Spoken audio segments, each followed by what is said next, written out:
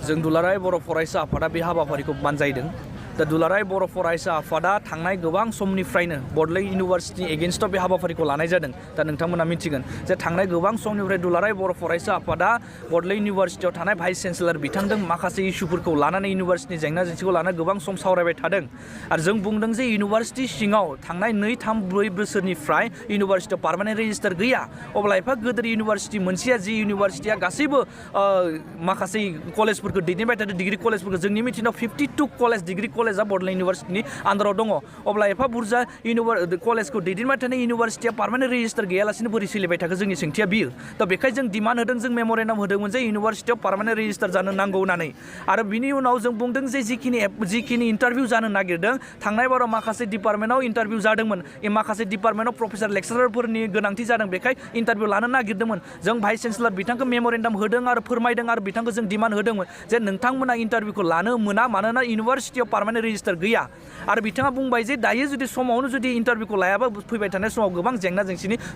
मोगा मोगि जानो नांगोन होननानै बेखाय जों दुलाराय बर' फरायसा आफादनि जोंनि मानगोनां आफादगिरि बिथाङाबो थांना सावरायदों आरो बिथांमोननि रिक्वेस्टखौ जों एक्सेप्ट खालामनाय इन्टारभिउखौ लानो होबाय नाथाय जोंबो मोनसे कन्डिसन होदोंमोन जे इन्टारभिउखौ नोंथांमोना लानो हागोन नाथाय जिखिनि इन्टारभिउनि उनाव जिखिनि एपइन्टमेन्ट होनांगौ बे खिन्थु पार्मानेन्ट रेजिस्टार जानायनि उनावसो होनो हागोन होननानै जों डिमान्ड खालामदोंमोन नाथाय भाइस चेन्सेलरा जोंनि जिखिनि डिमान्ड जोंनि जि रिक्वेस्ट बेखौ लाखियालासिनो थांनाय 12 नभेम्बराव मोनसे एक्जिकिउटिभ काउन्सिल बिथाङा लिंदों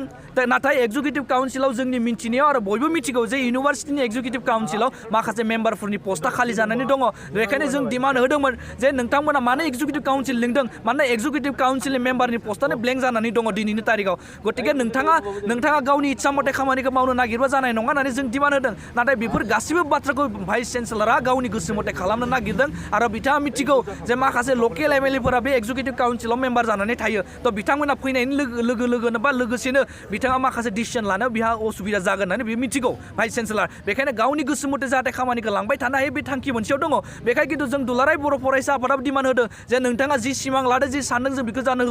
जानो होफुंनो हानाय नङा मानोना इउनिभार्सिटिया जोंनि इउनिभार्सिटि जोंनि जायगानि इउनिभार्सिटि आरो जों बुंदों जे जोंनि गेजेराव दिनैनि तारिखाव भाइस चेन्सेलर जानो हानाय मानसिफोरा खम जानो हागौ नाथाय रेजिस्टार जानो हानाय गुनि गियानि बा क्वालिफाइ मानसि जोंनि गेजेराव गोबां ओंखारबाय दिनैनि तारिखाव बेखायनो लकेल सेन्टिमेन्ट लकेल जातीय सेन्टिमेन्टफोरखौ बुजिनो हानाय बा जोंनि लकेल इस्युफोरखौ बुजिनो हानाय जोंनि फरायसाफोरनि इस्युफोरखौ बुजिनो हानाय सासे रेजिस्टारखौ एपइन्ट होनांगौ होननानै जों खावलायबाय थादों नाथाय बेफोर मोजां खामानिफोरखौ मावनो थाखाय भाइस चेन्सेलर गोसो गैया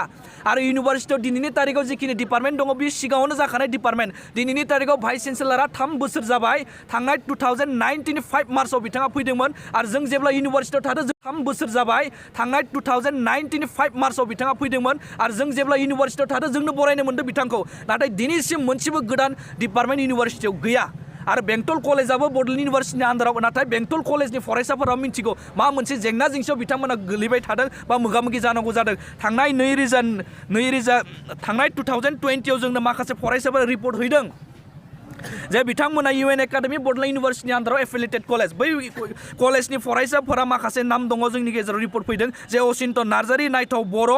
बिथांमोना पलिटिकेल डिपार्टमेन्टनि सोमदोन बर' बियो जिअ'ग्राफि डिपार्टमेन्टनि इडुकेसन डिपार्टमेन्टनि दंहो ब्रह्म बिथांमोन फरायसाफोरा थांना जोंनो रिपर्ट होदों जे आदाना बिदि बुंहैदों जे बिथांमोना बाहेरा इउनिभार्सिटियाव एप्लाइ खालामदोंमोन आरो सिटखौबो मोनदोंमोन नाथाय बिथांमोना ग्रेड सिट देखायनो हायैनि बा ग्रेड सिट इस्यु खालामनो हायैनि बिथांमोना एडमिसननिफ्राय गोजानाव थानांगौ जादों दा बिथांमोना दुखु मोनदों दा मा गेरेन्टि दङ जे दिनै बेंटल कलेजाव फरायनाय बा गुबुन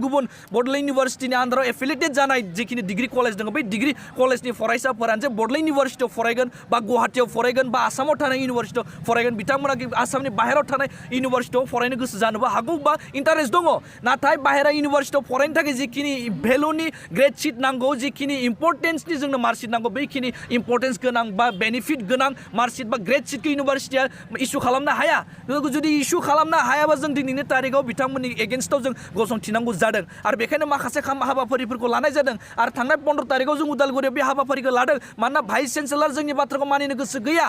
जोंनि बाथ्राखौ मानिनो गोसो गैया आरो जों बाहेरा रिपर्टनिफ्राय मिथिदों जे भाइस चेन्सेलरा गुवाहाटी हाइकर्टआव सासे लयार दङ आरो बै लयारा इन्टारनेलि भाइस चेन्सेलर माखासे एडभाइसफोरखौ हरबाय थानाय जों खोनादों थ' बेखायनो बिथांमोना माखासे थासारिखौ लानानै बेबायदि पलिसि खालामदों जाहाथे जोंनि मुंख्लंफोरनि बिनिमयाव जानाय इउनिभारसिटिखौ बिथांमोना धंस' खालामनो नागिरदों जि खामानिखौ बा जि टारगेटखौ जों मालाबा सह्य खालामनो हानाय नङा आरो बेखायनो जों दिनै फरायसाफोरखौ लानानै बे हाबाफारिखौ लानाय जादों आरो बिदिनो जिल्ला आफादफोरखौ इन्सट्राक्सन हरनाय जादों आरो जिल्ला आफादा दिनै बेंटल कलेजाव बे हाबाफारिखौ लादों बेंटल कलेज इउनिट एबसु आरो दालाय एबसुफोरखौ लानानै बा आनसलिक एबसुफोरखौ लानानै बे हाबाफारिखौ मावदों बा लादों आरो फैबाय थानाय समाव जुदि भाइस चेन्सेलारानो जा बा गभर्नमेन्टआनो जा बा इउनिभार्सिटि अथरिटियानो जा जाहाथे जोंनि डिमान्डफोरखौ जोंनि मेम'रेन्डाम होनायनि जिखिनि पइन्ट्सफोर दङ बेखौ जुदि सलुसन खालामनो गोसो गैयाब्ला जों इउनिभार्सिटियाव गासैबो फरायसाफोरखौ लानानै बे स्ट्राइकखौ गोबां समनि थाखाय खालामनो थाखाय जों रेडि जानानै दङ आरो बेखौ जों खालामथारनांगोन थेंक इउ सार मोनसे खोथा बुंनांगौआथ' एसे गोजानाव जाबाय बेखायनो जों माखासे बाथ्रा बुंबाय थाबाबो जानाय नङा बेखायनो जों बिटिआर गभर्नमेन्टनोबो आसाम गभर्नमेन्टनोबो मेम'रेन्डाम लिरदों थांनाय 12 तारिखआव जि मोनसे स्ट्राइक जादों आरो बिनि सिगाङाव जि मोनसे सावरायबाय थानाय जादों इन्टारनेलि बा फर्मेलि बै सावरायबाय थानायाव जों मेम'रेन्डाम होदों गभर्नमेन्टनो जोंनि लकेल गभर्नमेन्टनोबो होदों आरो आसाम गभर्नमेन्टनोबो होदों आरो दिनै जि बेंटल कलेजाव बे हाबाफारिखौ लादों आरो चिरां जिल्लानि दाब दाब कलेजाव बे हाबाफारिखौ लादों बै कलेज इउनिट आनसलिक इउनिट बा कलेजनि जिएस आरो कलेजनि इउनिट एबसुनि प्रेसिडेन्ट सेक्रेटारिनि सिगनेचार लानानै दिनैनि बे हाबाफारिनि गेजेरजों बिथांमोननो मेम'रेन्डाम हरनाय जागोन